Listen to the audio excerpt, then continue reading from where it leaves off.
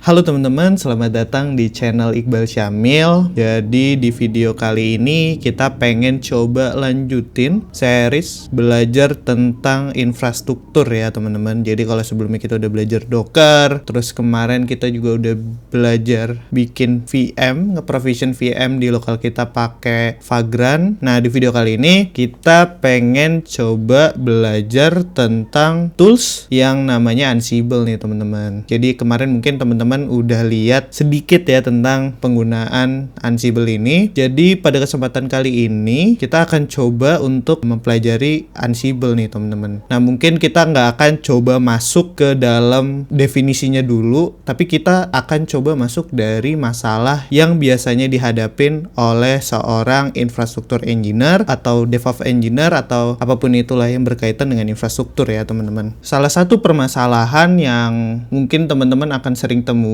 adalah teman-teman akan menemukan kasus di mana teman-teman harus ngekonfigurasi server teman-teman gitu. Misalnya kita punya satu server yang digunakan untuk mendeploy aplikasi di level production. Terus kita juga punya satu server yang kita lokasikan untuk server staging. Nah, biasanya kita akan disuruh misalnya menginstal service kayak Node Exporter atau misalnya aplikasinya butuh proxy, kita install proxy di dalamnya. Nah, hal yang biasa kita lakukan adalah kita SSH ke server tersebut dan ya udah lakukan perintahnya. Misalnya disuruh install proxy, ya udah teman-teman tinggal install Nginx aja kan gitu. Nah, yang jadi masalah adalah ketika misalnya teman-teman punya banyak server nih, nggak cuma satu. Misalnya server aplikasinya itu ada let's say 10 gitu. Artinya teman-teman harus ngelakuin proses ya kayak tadi SSH ke 10 server manual dan ngejalanin komennya secara manual. Dan cara ini juga rentan untuk terjadinya kesalahan ya teman-teman. Jadi aku pernah kejadian misalnya udah di iterasi ke 5 gitu, aku ada lupa komen yang harus aku jalanin, aku lupa jalanin gitu, dan itu pada akhirnya akan bermasalah ke server teman-teman gitu kan. Nah kita nggak pengen hal itu kejadian gitu. Nah terus biasanya mungkin teman-teman di sini berpikir kayak ya udah kalau kayak gitu kenapa nggak pakai bash script aja gitu. Nah sebenarnya bisa aja pakai bash script, cuma pada kesempatan kali ini kita akan coba untuk mengatasi masalah tersebut dengan tools yang namanya Ansible.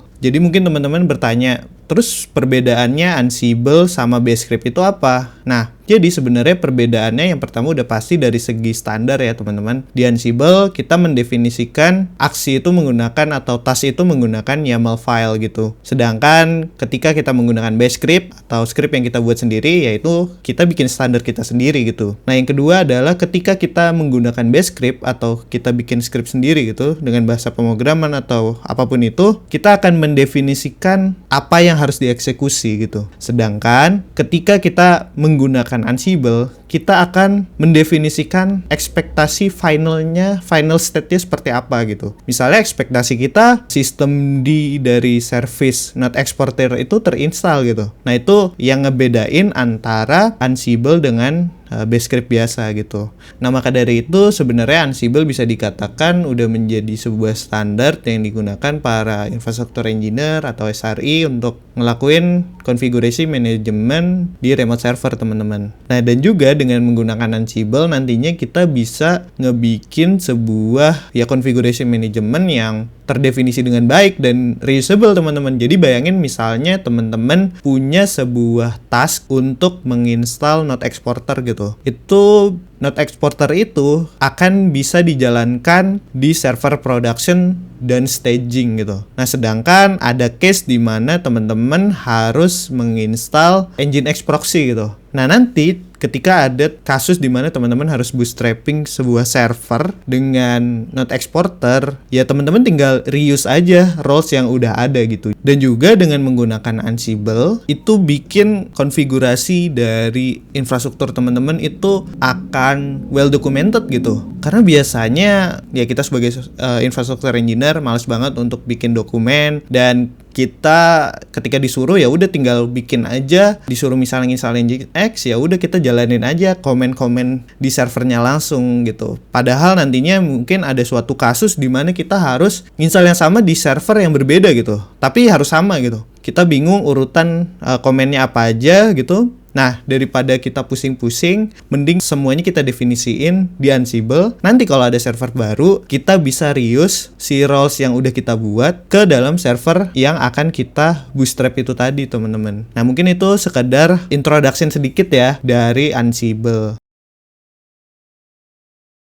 Nah, sekarang kita akan coba mulai untuk ngebahas dulu komponen-komponen apa aja sih yang ada di Ansible. Nah, yang pertama, kalau teman-teman bisa lihat di sini sebenarnya secara garis besar, Ansible itu punya 3 main komponen, teman-teman. Yang pertama adalah control node atau node yang digunakan untuk ngejalanin atau ngeeksekusi command Ansible gitu. Nah, dalam kasus ini teman-teman bisa bilang control node adalah laptop atau PC teman-teman. Tapi kalau misalnya Ansible yang nanti dijalankan di server teman-teman, berarti server teman-teman adalah control node. Nah, selanjutnya adalah manage node gitu. Jadi node yang kita manage gitu. Dalam kasus ini, teman-teman kan pengen mengkonfigurasi server dari aplikasi teman-teman kan. Jadi, server dari aplikasi teman-teman itu bisa kita katakan atau masuk ke klasifikasi komponen manage node gitu. Nah, selanjutnya adalah inventory. Jadi di inventory ini sebenarnya cuma list of node aja sih. Jadi kita bisa mendefinisiin nantinya, kita bisa bikin nih grouping-grouping, misalnya kita bisa definisiin server yang environment-nya production gitu. Terus nanti ada server yang environment-nya di staging gitu. Nah, itu bisa kita definisiin di inventory ini kayak gitu. Nah, selanjutnya kita masuk ke tahap instalasi. Jadi, yang pertama teman-teman harus pastiin adalah teman-teman nginstal Python 3 di laptop atau PC teman-teman. Dan juga teman-teman harus install package manajernya. Di sini pakainya pip ya, teman-teman. Kalau udah, teman-teman tinggal copy aja. Dan teman-teman bisa jalanin aja komennya langsung di terminal teman-teman. Nah, kalau di sini teman-teman bisa lihat, ini udah pernah aku install. Terus teman-teman tinggal jalanin komen Ansible dash version untuk memastikan apakah Ansible-nya itu udah terinstall atau belum gitu. Nah, selanjutnya adalah kita akan coba bikin inventory yang nantinya kita akan definisiin list of server kita ya, teman-teman. Nah, di sini aku udah bikin sebuah project yang namanya Ansible, dan di sini kalau teman-teman lihat ada Terraform. Jadi sebenarnya aku nggak bisa ngejalanin VM di laptop ini karena base-nya ini Apple Silicon. Jadi nantinya servernya mungkin aku akan pakai dari DigitalOcean. Di sini kalau teman-teman lihat, aku akan ngebikin 3 server ya, teman-teman. Jadi kita langsung jalanin aja Terraform apply untuk nge-create servernya. Nah, Terraform ini juga bakal jadi the next topic yang bakal aku bahas ya, teman-teman. Oke, kita tinggal tunggu aja sampai servernya dibuat ya, teman-teman. Nah, biasanya aku bakal ngedefinisiin inventory dari Ansible tuh di folder inventory, teman-teman.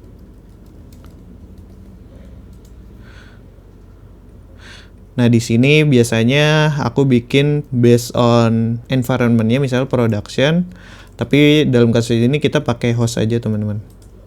Nah, di sini proses creating servernya tuh udah selesai. Jadi kita bisa langsung copy aja IP public dari server kita ya, teman-teman.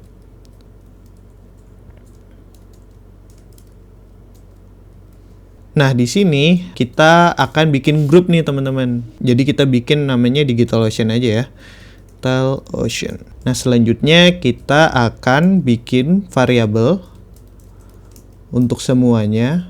Nah, di sini kita akan definisi ini username apa yang kita pakai untuk ngelakuin SSH ke server kita, teman-teman. Jadi di sini kita akan pakai Ansible user itu root, karena defaultnya dari DigitalOcean itu usernya adalah root. Nah, selanjutnya kita akan definisiin private key yang kita pakai untuk ngelakuin SSH ke server kita. Di sini kita pakai Ansible SSH private key file, terus path ke private key dari server kita, teman-teman. Nah, di sini udah semua. Nah, selanjutnya adalah kita akan coba tes dengan command Ansible all. Jadi kita akan ngetes semuanya. Terus -i ini adalah path ke inventory kita, teman-teman. Terus kita tinggal masukin aja inventory host. Oh ya, ini harusnya naik dulu 1 level. Jadi kita jalanin ulang, Ansible all min I inventory. Nah, di sini dash list host. Jadi kita akan coba ngeprint hostnya dulu ya teman-teman. Nah, kalau bisa dilihat hostnya ini udah bisa ke print semua ya teman-teman. Nah, selanjutnya adalah kita akan coba ngelakuin ping ya teman-teman. Jadi kita akan pakai modul ping. Jadi nanti mungkin aku akan jelasin sedikit tentang modul. And then ya, seperti dilihat di sini kita udah berhasil ngelakuin ping ke server kita ya teman-teman. Nah, jadi kira-kira seperti itu tentang gimana sih caranya kita nginstal Ansible di laptop atau PC kita dan kita definisiin inventory dari server kita, teman-teman. Nah, selanjutnya kita akan coba belajar tentang ad hoc command. Nah, sekarang kita akan masuk ke ad hoc command. Jadi ad hoc command itu apa sih, Bal? Nah, kalau teman-teman bisa baca di sini, jadi sebenarnya ad hoc command itu adalah sebuah command yang digunain untuk mengeksekusi sebuah fungsi yang singkat gitu atau single function gitu. Misalnya, kita pengen ngelakuin tadi ya, kita pengen ngeping ke semua server untuk memastikan bahwasannya laptop atau PC kita atau host dari Ansible ini bisa nge-reach ke semua manage node-nya gitu. Nah, kita bisa pakai modul ping, terus kita tinggal jalanin aja komen yang tadi itu, Ansible all, terus ping gitu. Nah, dalam kasus lain misalnya teman-teman pengen nge-create file log di seluruh server teman-teman gitu. Nah, teman-teman bisa pakai modul yang Ansible ini udah sediain teman-teman. Nah, jadi kalau bisa teman-teman lihat di sini ad hoc command itu cara ngeksekusinya adalah seperti ini teman-teman. Jadi kita akan menggunakan command Ansible, terus pattern ini ya untuk inventory kita ya teman-teman, and then -m ini ngespesifikin modul yang kita pakai. Nah, jadi Ansible ini tuh udah punya built-in modul teman-teman. Nah, teman-teman bisa lihat di sini ada banyak banget. Misalnya dalam kasus ini teman-teman pengen ngebikin sebuah file log di semua server teman-teman. Nah, jadi kita tinggal ikutin aja pakai command Ansible. Terus di sini kita akan coba ya untuk nge-spesifikin di DigitalOcean aja. DigitalOcean -i inventory host. Nah, di sini -m-nya kita akan pakai Ansible built-in file. Jadi kita tinggal copy aja Ansible built-in file, yaitu nama modulnya. Nah, selanjutnya adalah -e, itu argumen ya teman-teman, argumen. Jadi argumennya adalah misalnya di sini kita akan coba nge-create file yang namanya test.log. Nah, teman-teman bisa lihat nih di sini argumen-argumennya atau parameternya. Nah, di sini kan ada yang namanya path ya teman-teman. Jadi path adalah ya file yang pengen kita manage gitu. Terus di sini juga ada example-nya, misalnya teman-teman pengen nge-change file ownership, terus touch file gitu. Nah, jadi di sini kita akan nge-create di path ini, state-nya itu karena kita akan ngebikin file baru, kita pakai touch. Nah, ownernya kita set root aja dan modenya 600. Setelah itu kita tinggal jalanin aja teman-teman. And then teman-teman bisa lihat hasil outputnya ini sudah terganti semua ya teman-teman, udah change semua gitu. Nah, kita akan coba buktiin untuk SSH ke dalam servernya.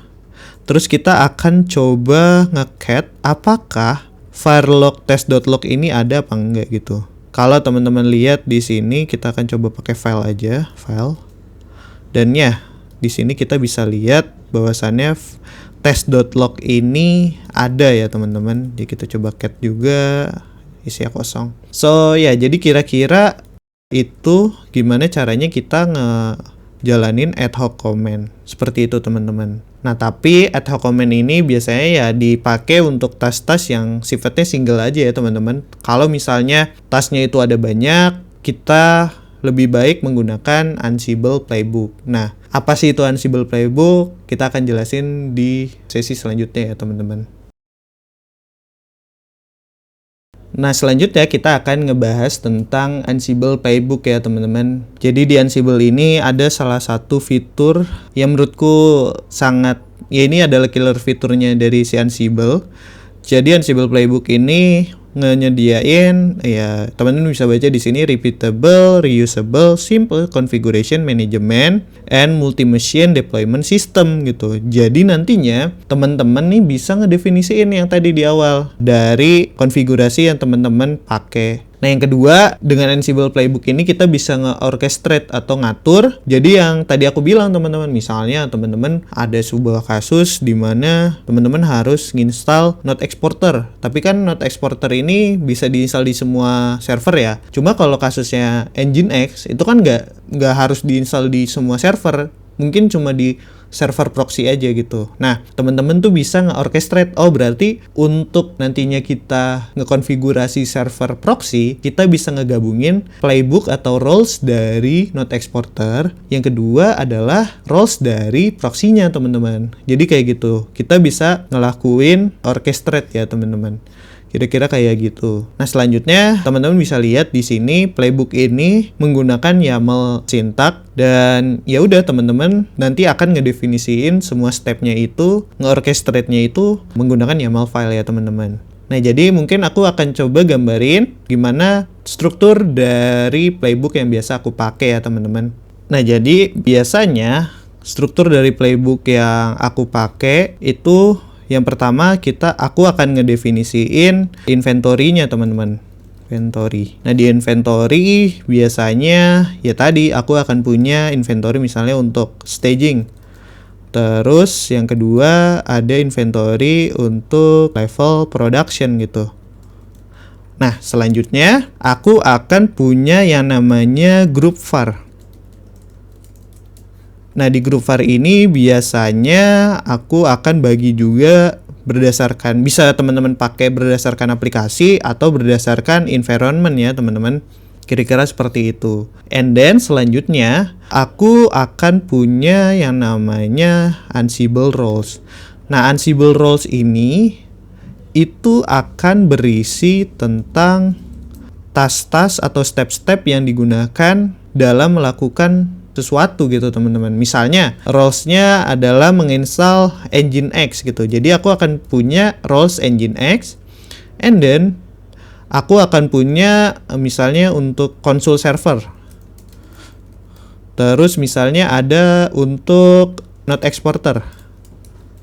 Dan selanjutnya mungkin aku akan punya untuk console client. Nah, jadi roles ini adalah kumpulan step-step dari task-task yang akan dikerjain itu aku definisin di sini teman-teman. Nah, nanti kita akan coba juga untuk nge-create sebuah roles untuk nge-install Node Exporter di Node kita ya teman-teman. Nah, selanjutnya di sini aku baru akan punya playbook teman-teman. Nah, misalnya aku akan punya playbook untuk ngekonfigurasi configure app server gitu. Nah, nanti dari sini aku akan manggil, jadi yang dibutuhin untuk ngekonfigurasi app server itu apa aja sih?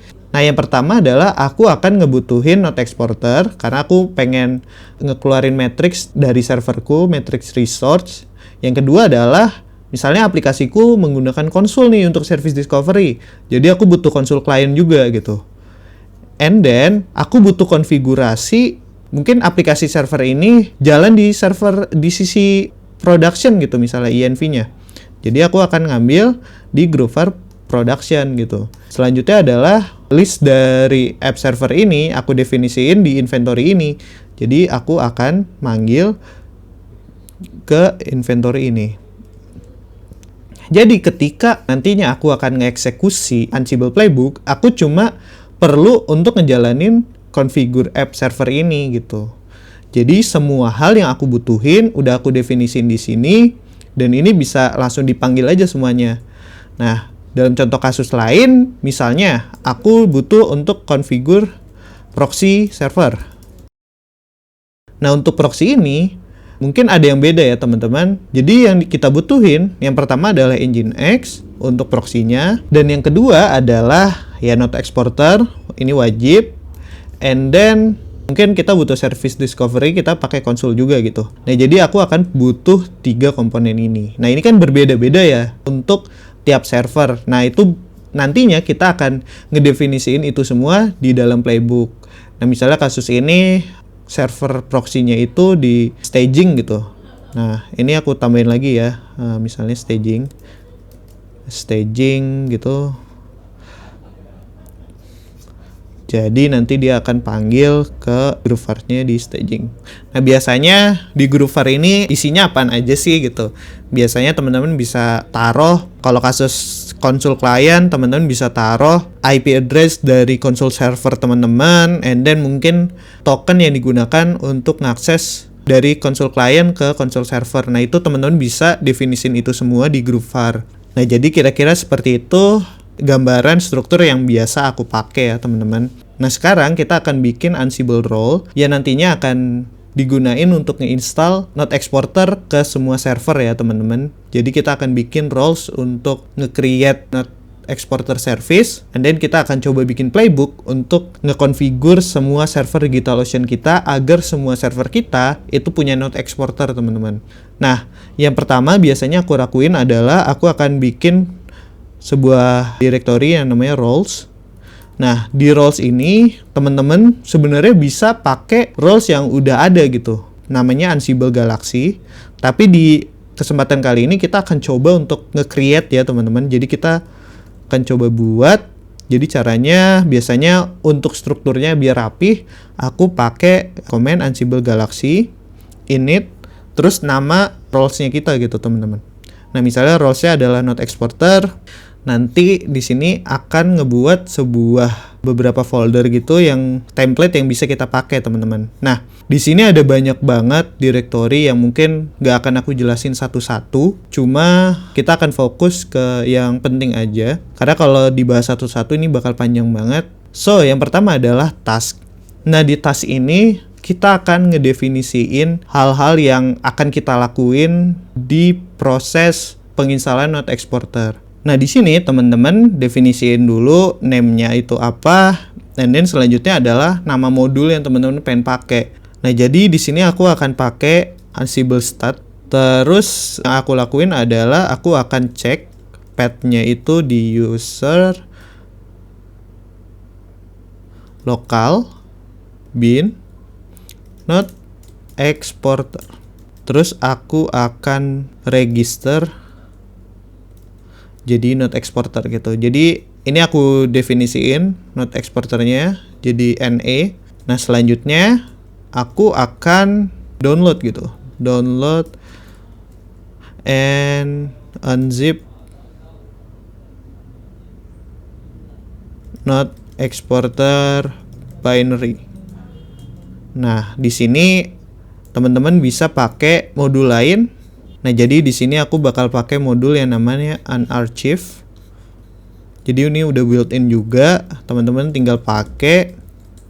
Nah, yang pertama teman-teman harus taruh adalah source-nya. Source-nya ini adalah biasanya kalau dalam kasus ini kan kita butuh binary Node Exporter ya, teman-teman. Nah, teman-teman bisa ambil dari sini rilisnya karena kita pakai AMD 64 yang Linux, jadi kita tinggal copy aja linknya ya teman-teman. Terus kita paste di sini. Nah, selanjutnya destinationnya adalah user local bin. Terus karena source-nya itu remote, jadi kita bikin remote source. Yes.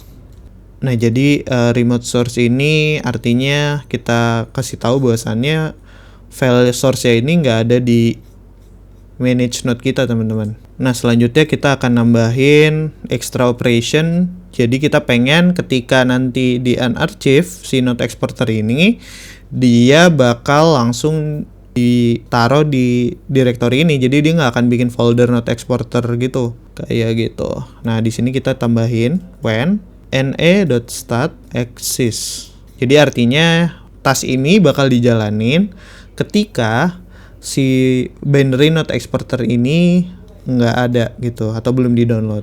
Nah, selanjutnya kita akan bikin file systemd-nya ya teman-teman. Jadi di sini aku akan bikin Node Exporter .service. Nah, jadi sebenarnya teman-teman bisa pakai definisi ini di files atau di template, teman-teman. Jadi file ini biasanya sifatnya itu udah statis ya, konfigurasinya udah statis, yang nggak bisa berubah-ubah, itu kita definisiin di file. Cuman kalau misalnya kita pengen ada variabel yang masuk, gitu misalnya dari group var ada token. Nah, token ini nantinya akan kita render. Kita bisa pakai Jinja ya, teman-teman. Jadi nanti teman-teman akan define-nya itu not exporter .service.j2 gitu.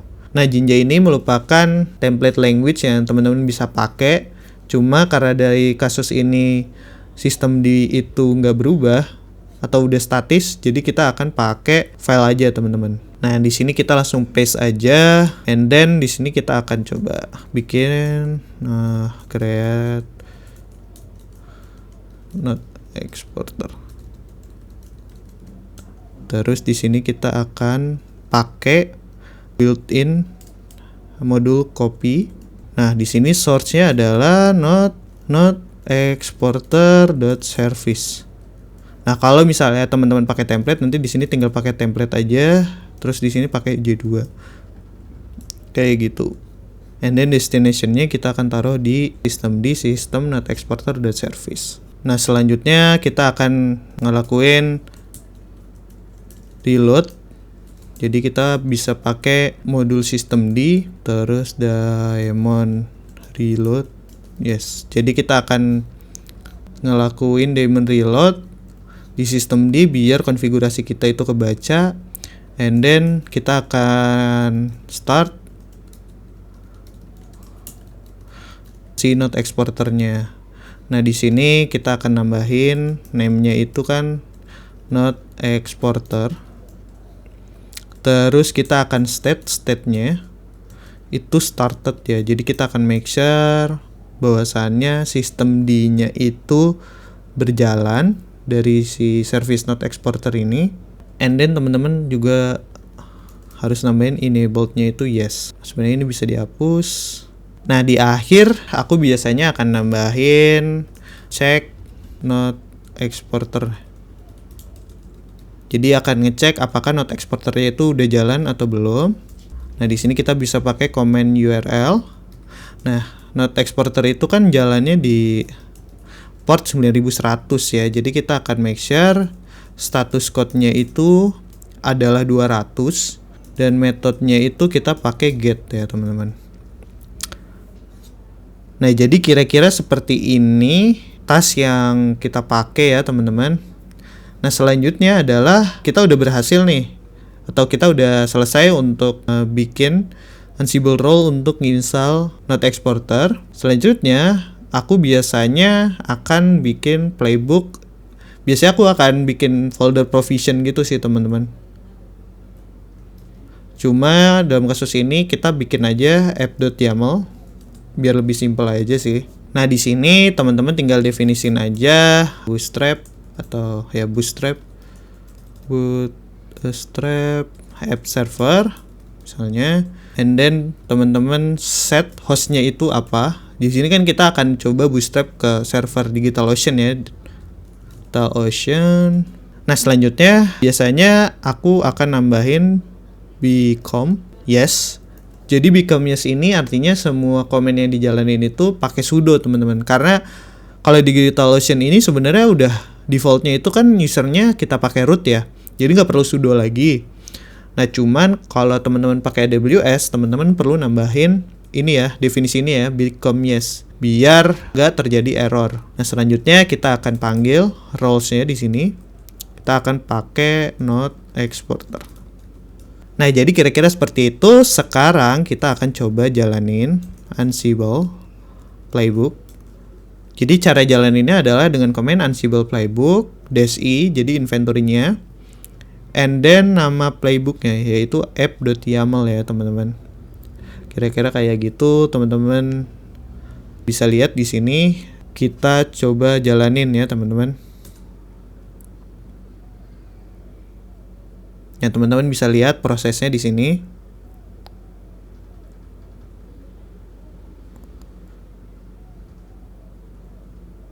Nah, di sini terjadi error, kayaknya ada typo sebentar. Nah, di sini ada error, sorry, ini harusnya aku tambahin not. Jadi ya karena si not exporter ini kan nggak eksis ya, jadi aku harus nambahin not.